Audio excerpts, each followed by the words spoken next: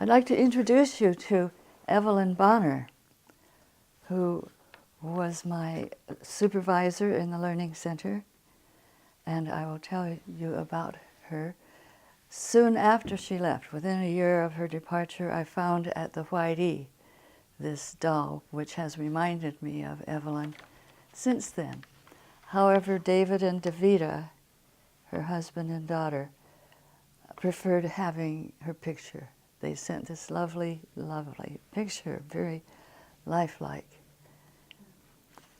And I'm Alice Zelhuler Smith.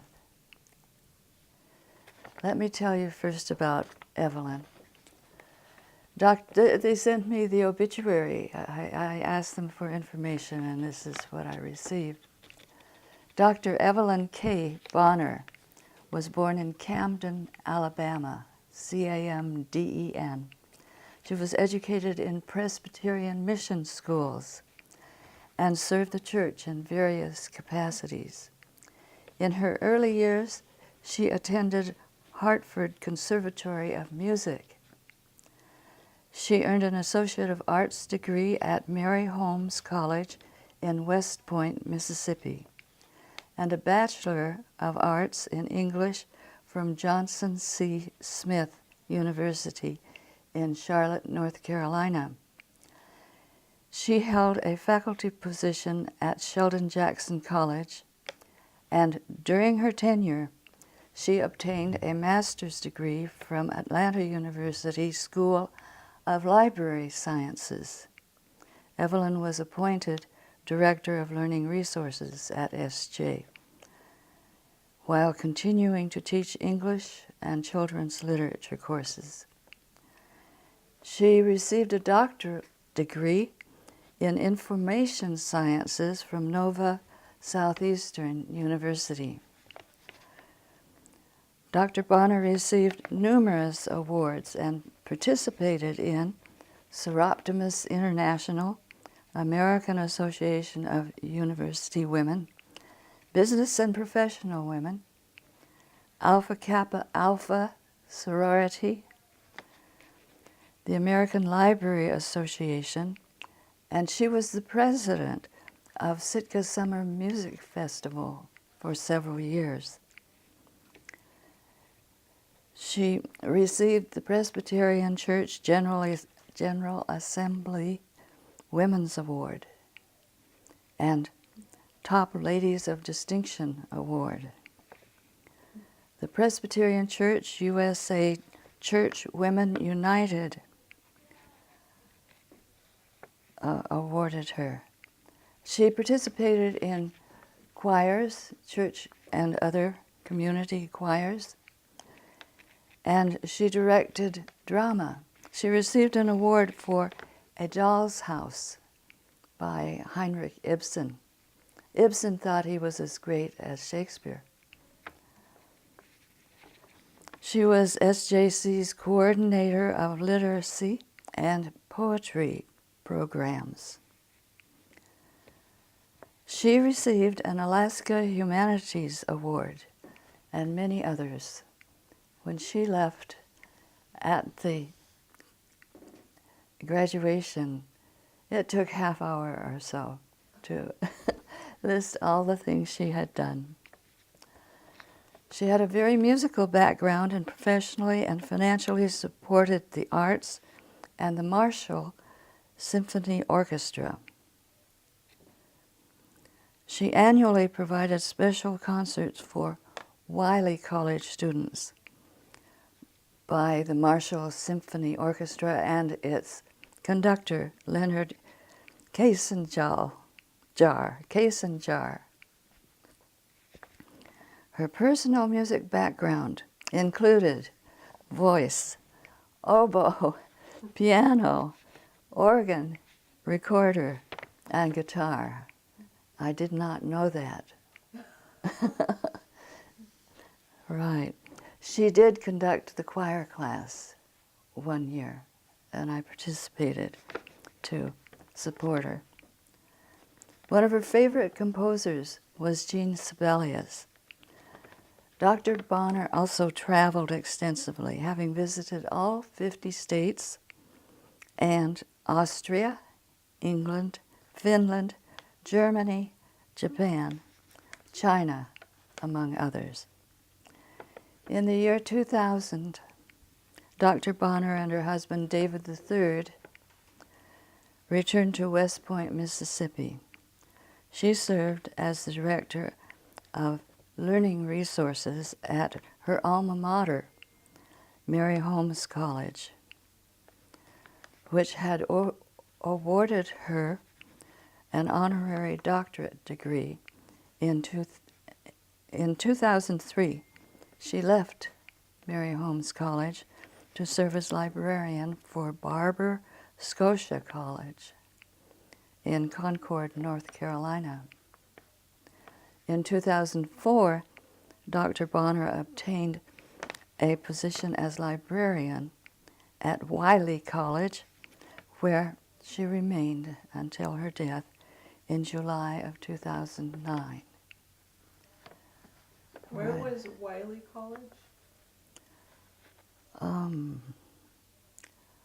I don't know. I don't have the city.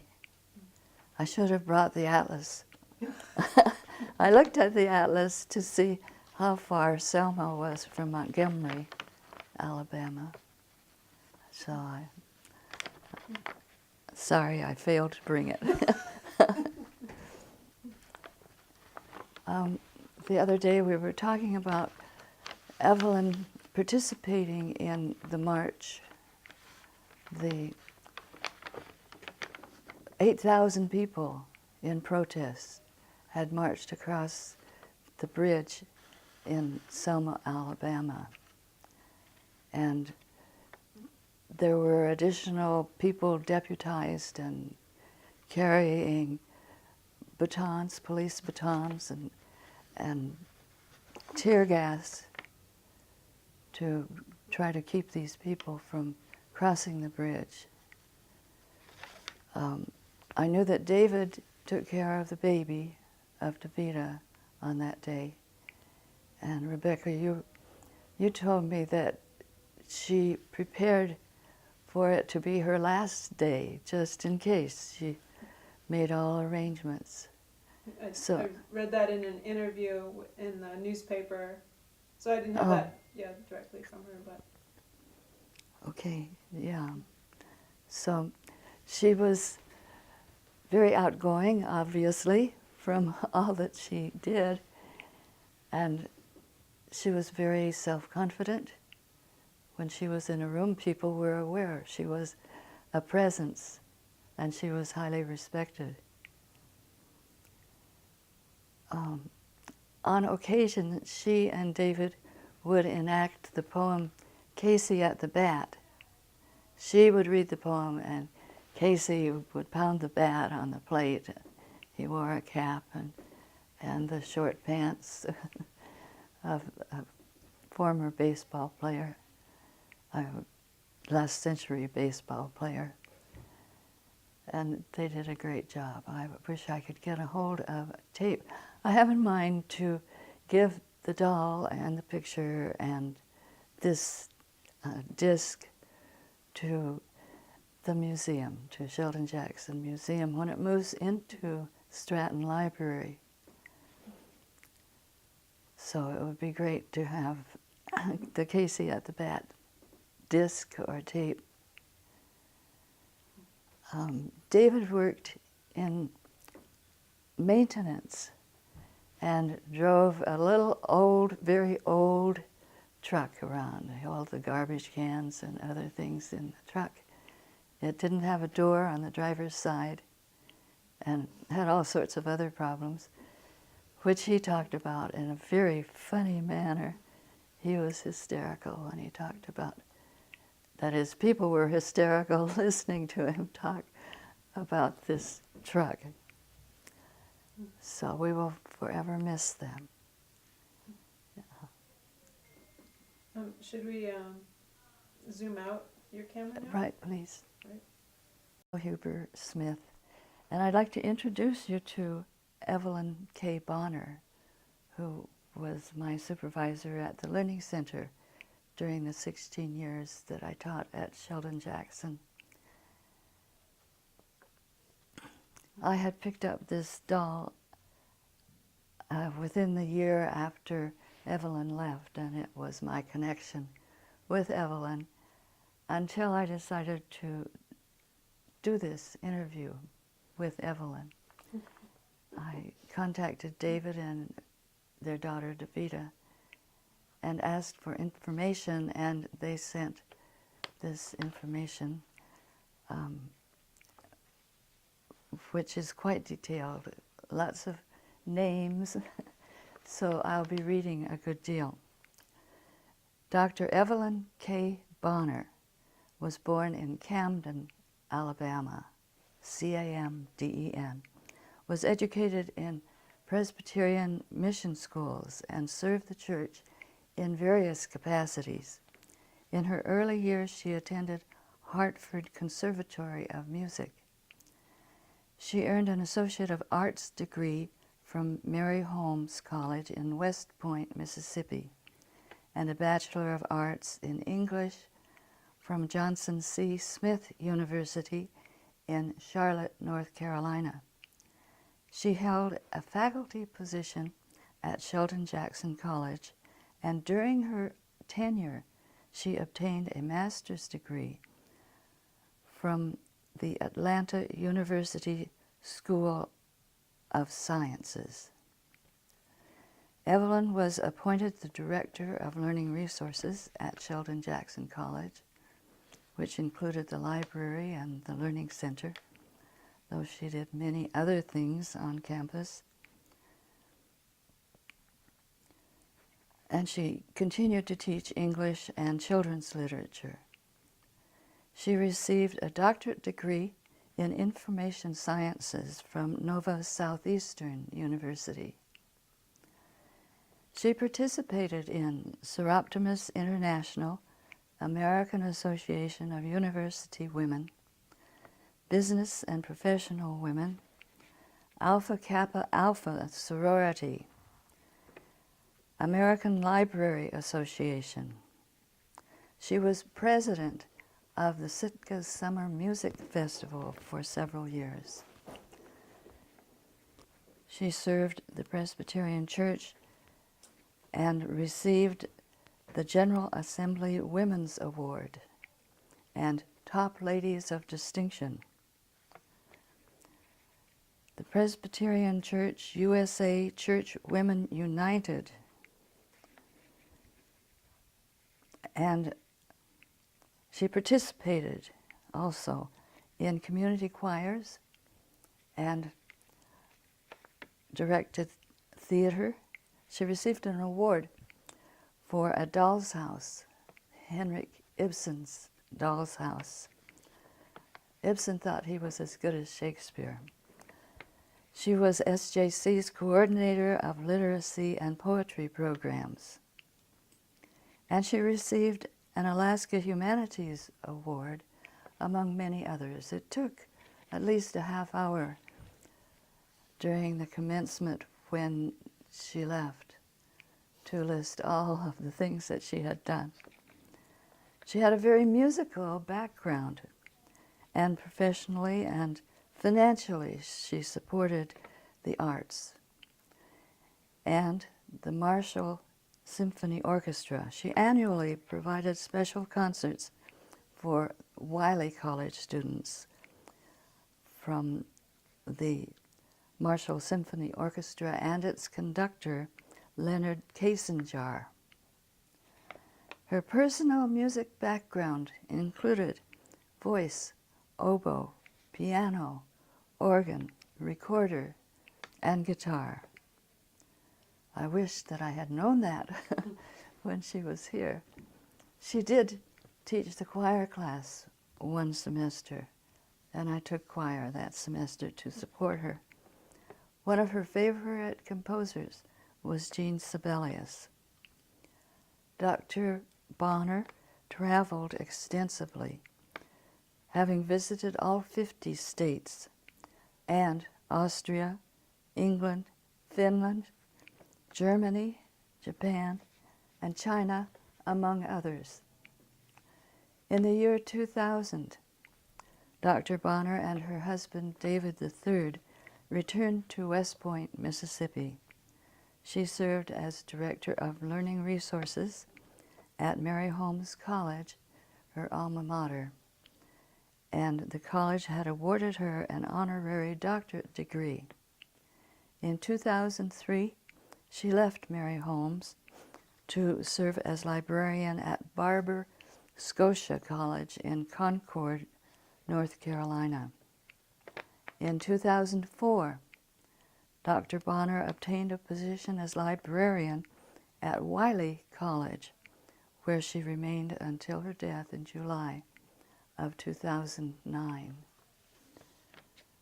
Rebecca and I talked the other day about Dr. Bonner having participated in the demonstration in Selma, crossing the bridge.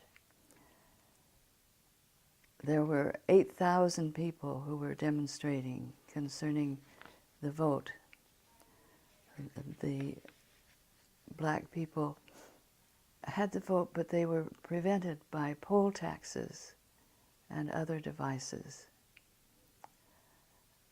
Rebecca, you remarked that Dr. Bonner prepared for that day as if it were going to be her last.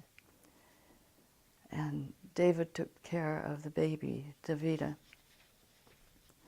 There were many extra police officers who had been deputized with their clubs and tear gas, intending to hold back the demonstrators.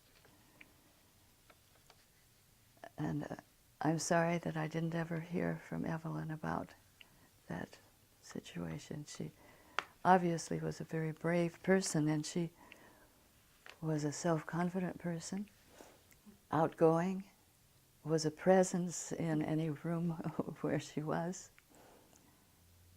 And she and David, too, are much missed in Sitka. David was hilarious in talking about, he made other people feel hilarious in talking about the old truck that he drove as the director of maintenance on campus.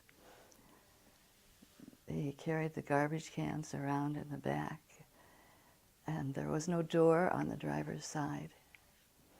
I'm sorry that I didn't manage to get him on video.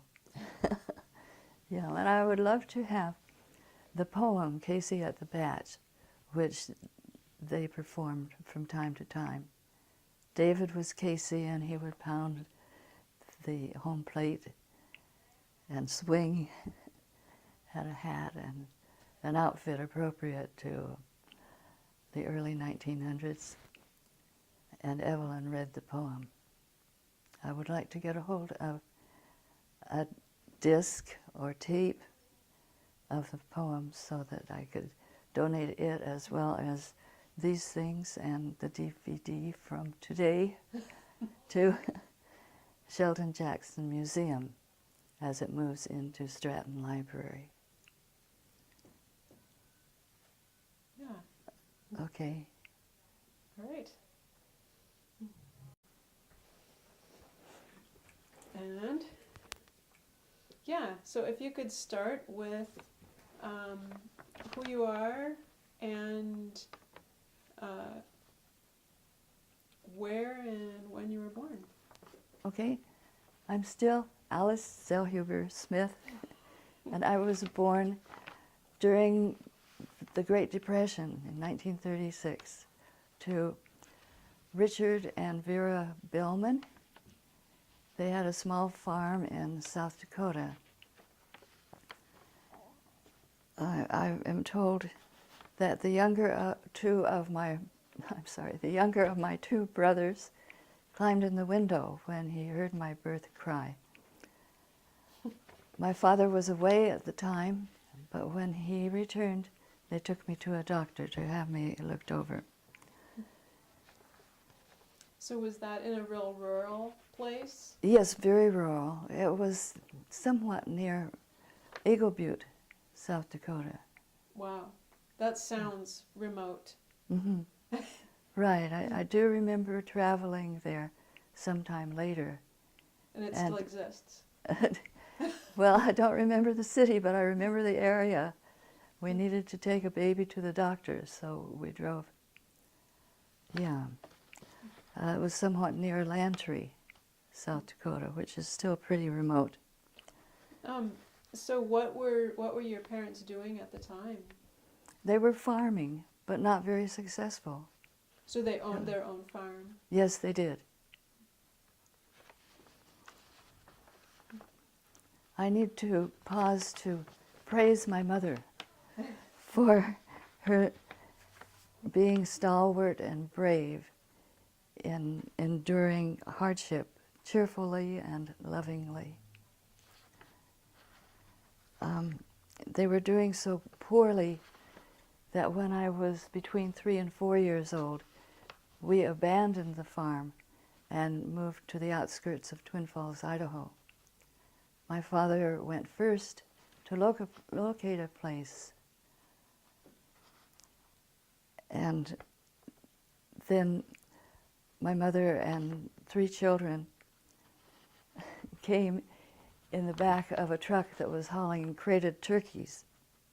And we had spent the night before our departure as guests in the jailhouse. In Lantry or somewhere? Yeah, I'm not sure where. Wow. I didn't know until we gathered for my father's funeral, and my brothers were remarking about it. So your brothers were much older than you? Yes, 6 years between me and the younger brother, and 6 years between the younger and the older brother. When we arrived in Twin Falls, my parents had a job in an apple orchard. We camped out along the canal bank for a while, and then we moved into a house up the hill a bit, and eventually into a house within the apple orchard. And after a year or so, my father became the foreman of the apple orchard. When World War II began, my older brother joined the army, and he was sent to India, where he was a mechanic. He worked on airplanes and tanks during the war. And the rest of the family moved to Hawthorne, Nevada, where both my parents worked in an ammunition depot.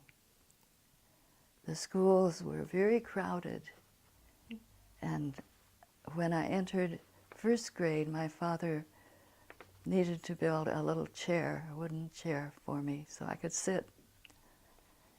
I was pretty much oblivious to what was going on in first grade. It was not until the summer after first grade that I learned the alphabet all the way through while I was traveling with my parents in the cab of my dad's Model A Ford, which he called Old Henry, in honor of Henry Ford. So was that travel for vacation or travel for work? Or I'm not sure what the occasion was. It was probably not a frolicking vacation. Yeah. When I entered third grade, the teacher notified my mother that I was struggling, and so she began tutoring me at home. She had taught a multi-grade classroom, country school, before she was married. And my father did not want her to teach after the marriage. He used to tease her saying, "Teachy, teachy, all day teachy, all night checky papers." So she helped him with whatever he did.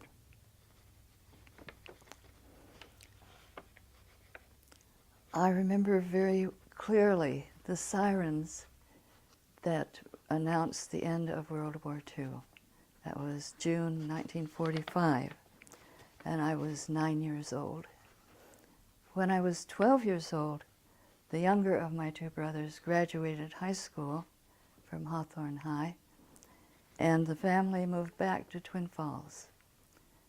In Hawthorne, my dad had begun building houses and renting them. He built the house that we lived in, and then he built another house on the same lot. And my younger brother built a bicycle shop. Then my dad bought another house and lot and built a duplex, a single level long duplex. When my older brother returned from India, he bought a hefty truck. And they cut the duplex in two and moved it to Twin Falls, and also moved the house that was additional on the lot where we lived. So he was in the rental business, but moved it to Twin Falls with him. For a while he worked for Van Gas, LP Gas, and then he was so involved in building and renting, which was his great love. Turned out to be just the right thing for him. So he gave up the Van Gas job. I attended junior high and high school in Twin Falls. They were both located in one large brick building in the middle of town. The high school was on the east side of the building, across from the city park, and the junior high was on the west side of the building, across from a large playground. Excepting my senior year, there was a new high school opening on the far eastern edge of town, and my class was the first to attend there and to graduate from the new high school. And I was one of two valedictorians. I had overcome my halting beginning, and I was an eager learner. I attended first the University of Idaho in Moscow. We say Moscow to distinguish from Moscow, except for fall semester when I went to BYU, and then I returned to Idaho in order to graduate. I majored in English and minored in psychology and social studies, which I think turned out to be a good combination. I taught first in Sheldon, Washington, sophomore English. I was there 1 year, and then I was restless and went to Fontana, California with a former college roommate who was teaching there. Her first year, she was contracted to teach. And I worked for the Bank of America, again back to secretarying. And then a year was enough of adventure, so I had a teaching contract in Forest Grove, Oregon, which is about 30 miles west from Portland. While I was there, John Glenn walked on the moon. I taught sophomore English there, and then I moved on to Skyline High School in Salt Lake City and taught 5 years there. My clear remembrance there is of the announcement over the intercom of the assassination of President Kennedy. When Russia's satellite Sputnik went up, the United States panicked, and among the efforts to increase competitiveness was the NDEA Act, the National Defense Education Act, which offered workshops in science and math and English. A friend gave me an application for Fairbanks, and so I chose Alaska rather than Georgia. At Fairbanks, I met Donald Zelhuler, who was also attending the workshop and was teaching in Kodiak at the time. I stayed for a week, or I think 2 weeks, after the workshop and did secretarial type things for the science department. Had I left immediately, I would have missed the great flood. The Chena River flooded. Yeah, and I evacuated to Anchorage and visited with Donald. At Christmas, he visited with me in Salt Lake, and the following June, I moved to Anchorage, where I found a job with the FAA, the Federal Aviation Association, on the 6th floor of the Hill Building. I enjoyed that job a good deal, but I left in December to be married in Kodiak.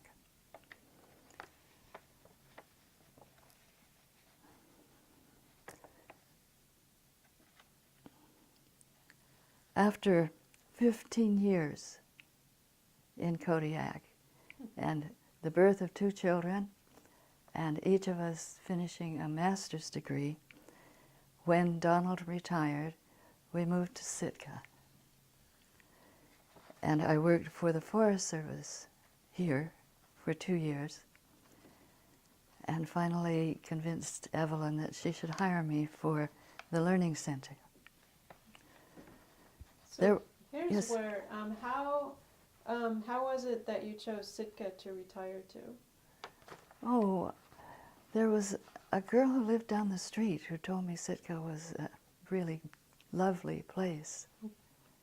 Yeah, so I was always curious. And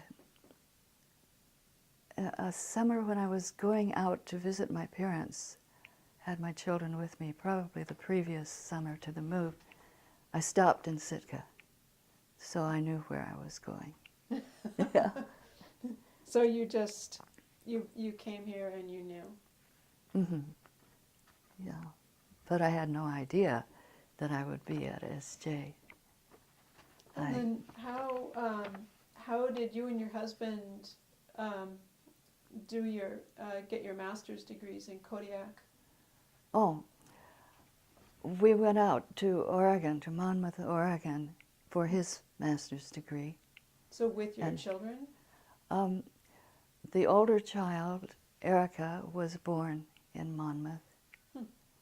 And then I was pregnant again when we returned. And Alden, who lives in Juneau now and is a plumber, outstanding plumber, was born in Kodiak. And then how did you get your master's degree? Oh, yes, thank you. There were classes available at the community college, which applied to the degree in Anchorage. And then I went, maybe it was 2 summers, to Anchorage to work on the degree. And I had a master's in English, emphasis in reading, teaching of reading, and certification in learning disabilities. So I persuaded Evelyn to let me in. So that was the other question I had, was why, what was it that, was it because you wanted to apply your training to work here, or was there something about SJ that attracted you? Well, there had been an opening a year or 2 before, and I applied and wasn't hired. I wanted to teach, and my husband assured me that I would never get a job in the district. Yeah, the competition was too great. Oh. He insisted. So what year was that you moved to Sitka? In 1984, and I came to SJ in probably the fall of 1986.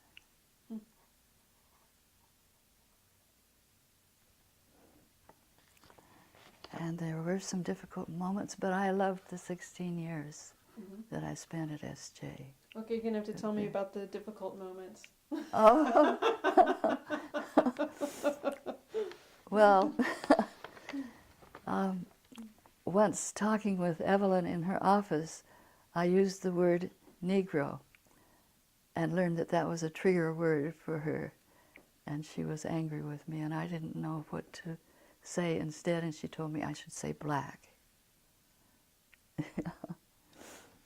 So, and another concern, I would open the back door beside the Learning Center for students to come in easily up the back walk, and there were no windows in the Learning Center, the original Learning Center, that could be opened, so I would often leave the door open because I have a particular need for oxygen. So she was upset about that. About losing heat or Probably, security or well, I kept the door closed that entered the library, and I suppose that it was heat. I don't know. The doors downstairs that entered the library were closed, so even if the air went down there, it wouldn't have gone into the library. So the original Learning Center was on that second story? Yes, both learning centers were on the second story. Cheryl, when Jan Craddock passed away, Cheryl moved over to the English department, and with Evelyn's permission and guidance, I hired outstanding math students to tutor in the evenings. Cheryl and I taught during the day and took turns tutoring at night. We were also available to see students whenever we were not in class during the day. But when Jan Craddock passed away, Cheryl moved out, and I hired the math students to do the night tutoring. So what was the connection? So when Jan Craddock died, that was like why Cheryl left the Learning Center to come over here to the Yaw classroom building to be in take the over English. Jan's classes. Probably so. Oh. Yeah. Yeah.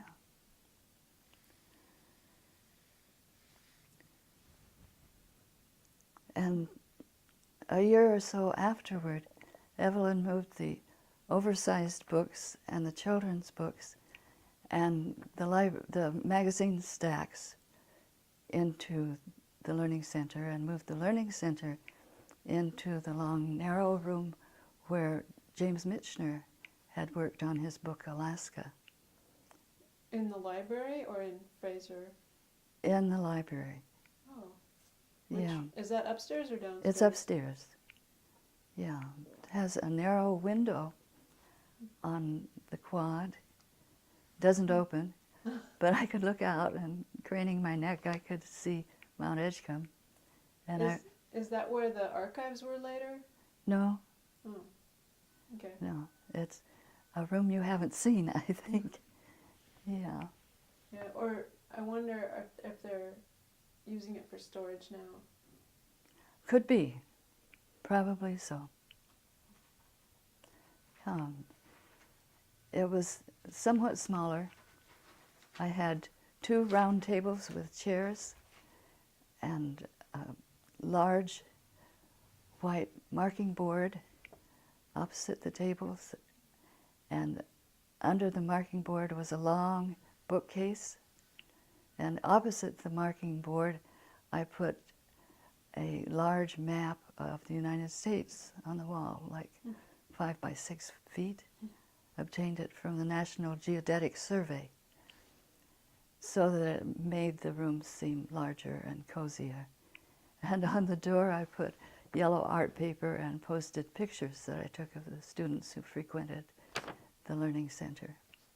And my desk was over by the window. Right. Yeah.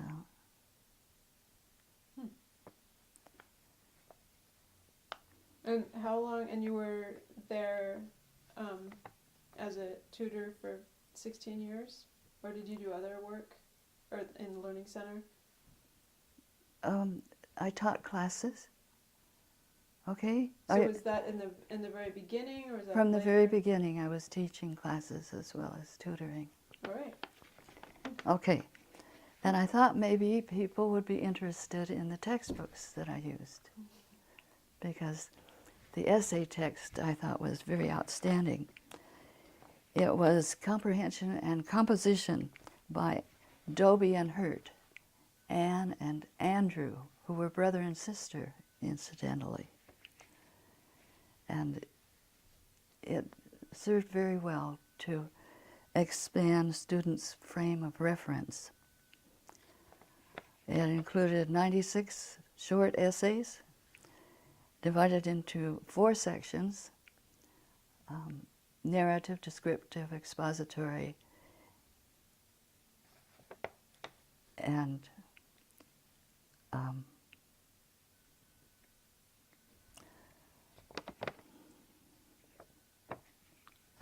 persuasive. I was just gonna say, I just thought persuasive. That's Yes, the last one. great. I'm gonna Right. look that up because I have a high school student now. So. Oh, okay, great.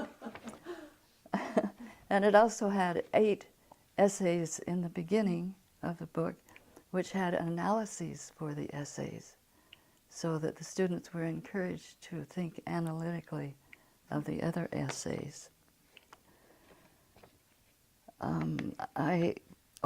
Being in the library, it was natural to do some research to enhance the classes. And I found additional works by Mark Twain and Helen Keller and Anne Morrow Lindbergh and Anne Frank. And I came by a copy of Silent Spring by Rachel Carson. Rachel Carson writes beautifully about science. Yeah, Silent Spring referred to the DDT that was being sprayed on crops and which killed birds, so that there were no bird songs that spring. And somebody liked that book so well that it walked off.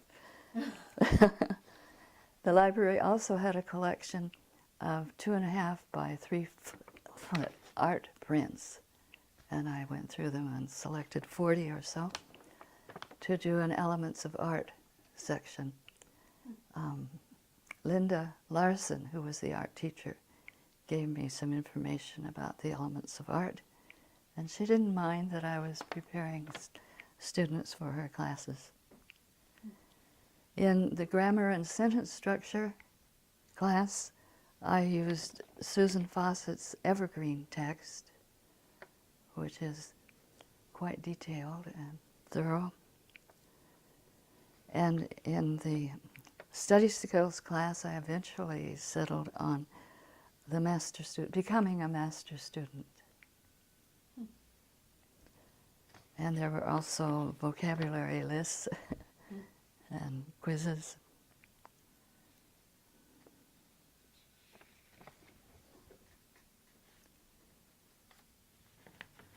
All right.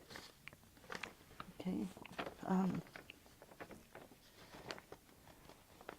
I want to be sure to remark about the VIMs.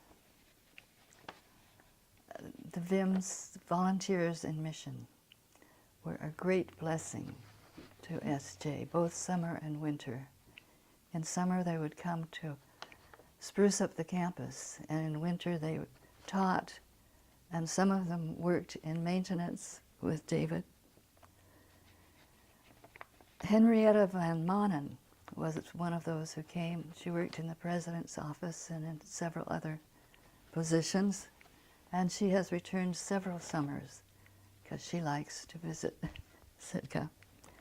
And we get a lot of work out of her. Still. Yes, she is a worker. Great. Yeah. That's awesome. I'm still corresponding by email with Mabel and Paul Williams, and I have to smile every time I think about an incident.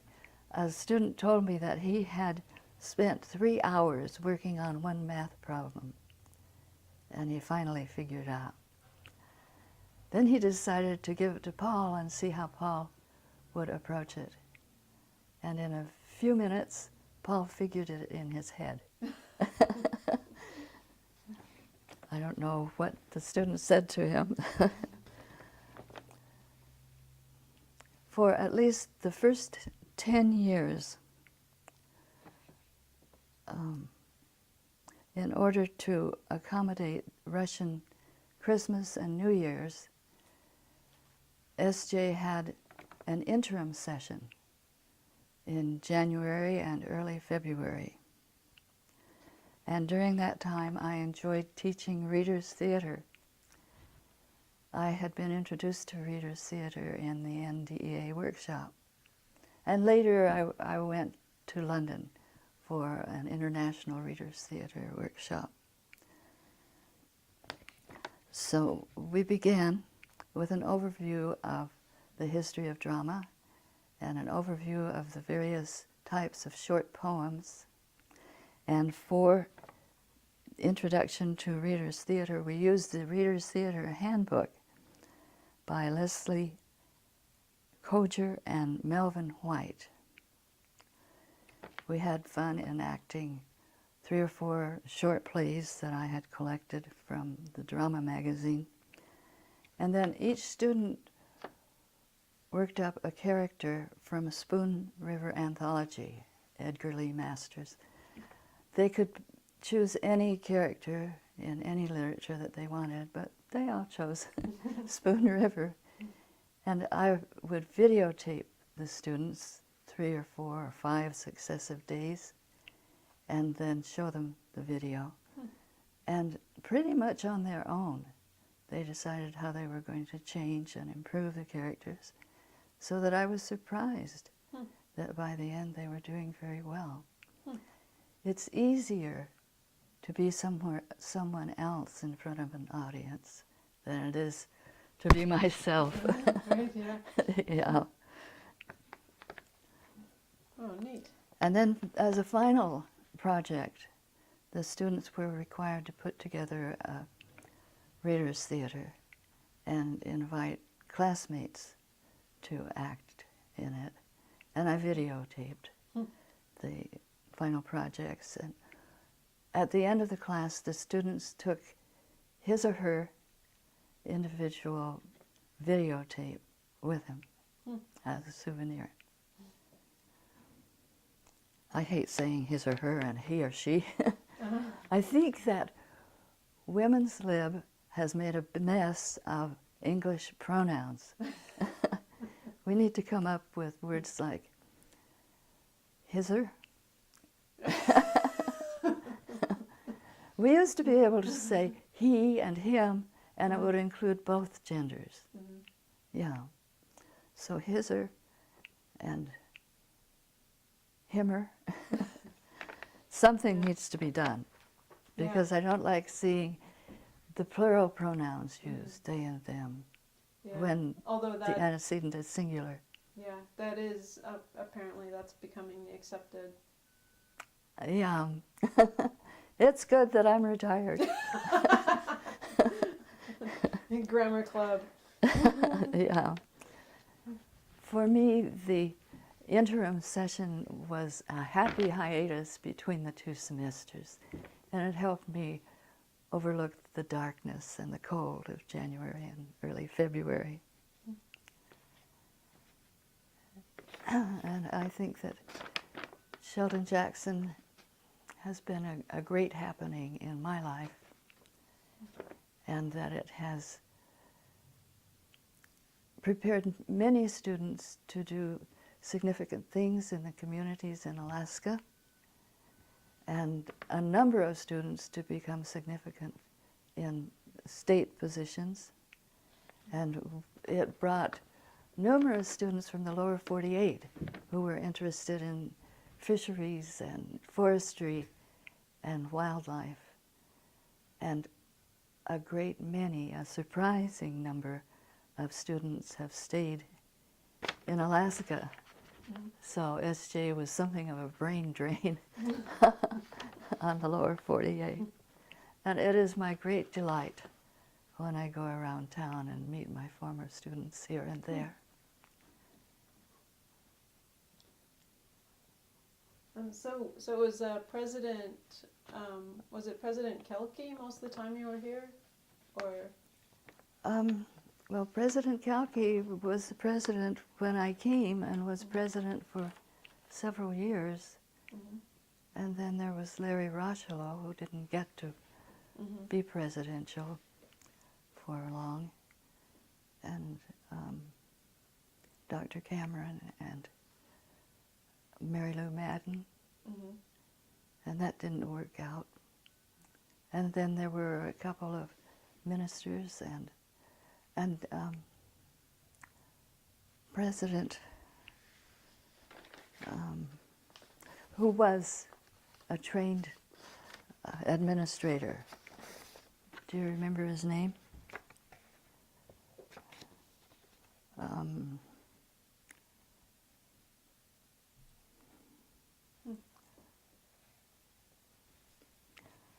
Oh, Carlisle. Oh, okay. Yeah. See Carlisle, Holland. Right, Carlisle, Holland. Yay! Yeah. Yay! So, when did you leave? I left in 2001 Okay. at the end of the year. So you saw quite a number of presidents. Right, and especially toward the end. right. It's so unfortunate that there was so much turnover. Right, and so much indebtedness. So how much did you know about the college's financial situation, like over the time you were here? I think I knew very little, mostly because I didn't pay attention. I was focused on the students. I was having a good time being with students. Yeah. So were there like faculty issues that you remember coming up, like over the time you were here, controversies or?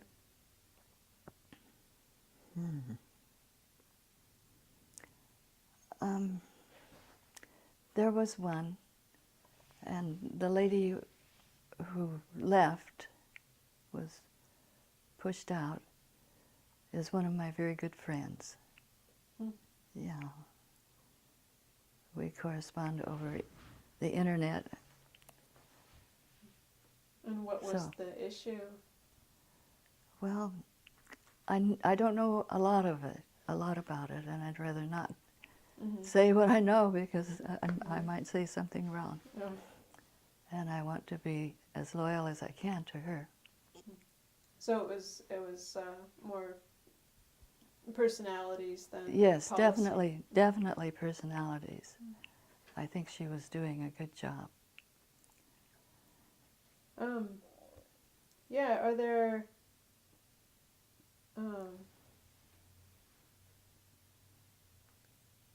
like how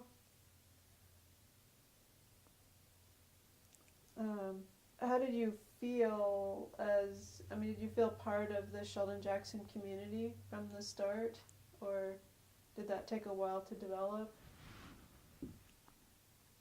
I think I felt part. I was just really happy to be in the library, the learning center, and happy with the students.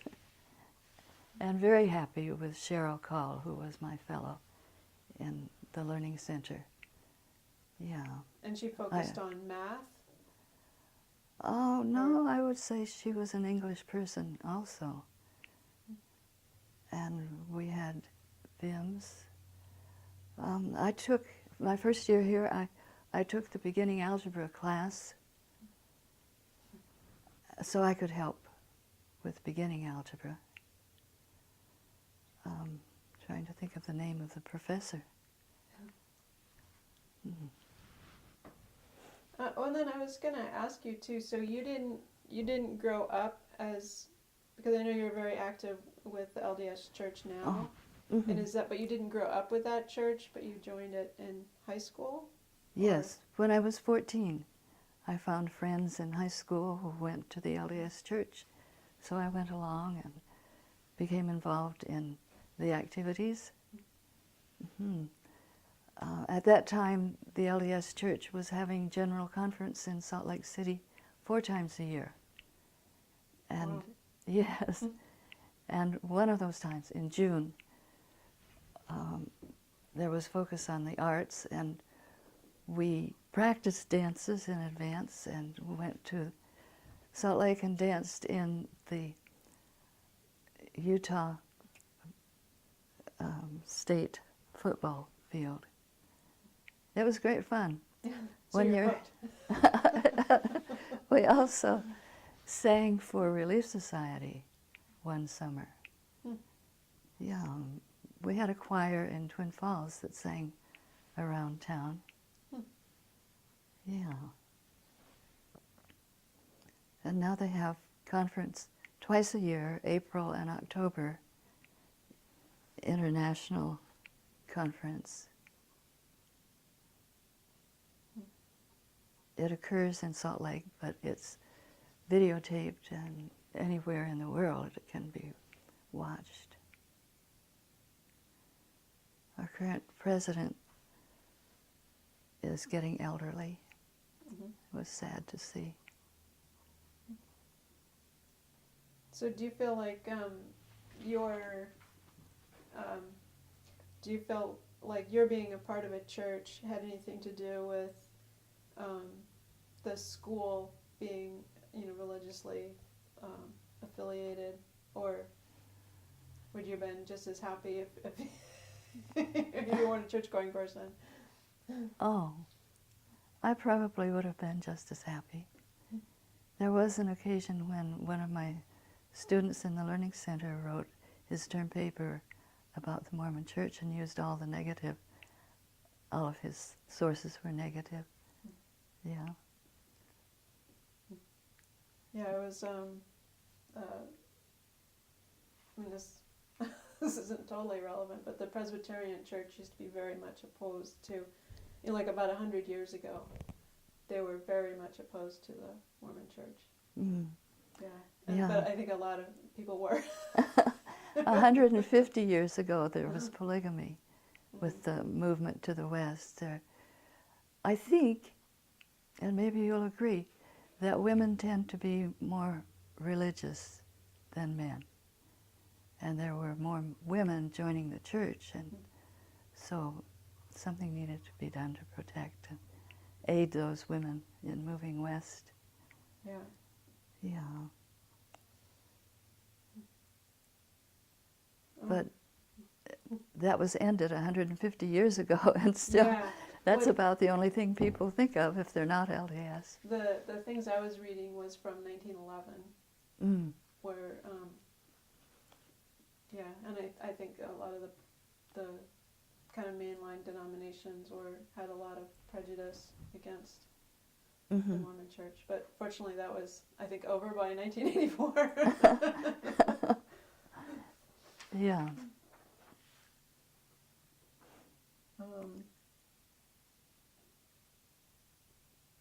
Yeah. So how do you feel like? Because you probably worked here longer than at any other place, Mm-hmm. and so even with that long span, like how do you feel like your experiences here shaped you? Oh. Well, it was very hard for me to see the campus closed for those years, see the windows boarded up. Mm-hmm. So I was very attached. I went to videotape, and a friend and I were talking about her last days in word processing and how quickly it happened, and I forgot my tripod, so I didn't have it to use the next day at noon for chamber. So I was emotionally involved, definitely. So And so you were interviewing someone with your, like, using Oh. your tripod, and then you. I wasn't interviewing her, we were just talking after I had videoed something else. Mm. And she was there and was talking to me about the last day. Yeah. And I mentioned that I'm just really happy when I see my students. Mm-hmm. Maybe you've heard that old teachers never lose their class. Very, very true. So when it closed, I don't know if you have any thoughts about like what caused the closure, or was it a surprise? Oh, I think it was a surprise to me, though I was thinking of other things at that time and not paying a lot of attention. I think it was a long time coming, and I think that it could have been avoided. Several presidents previous. Mm-hmm. I'm so sorry about Larry Rochelot's demise. I think he would have made a difference. Mm-hmm. Yeah. And I've been told that there were lands, property, that could have been sold to help. Mm-hmm. Yeah. But the turnover of the presidents and the indebtedness and yeah. But it's great now. Yes. Almost great, at least.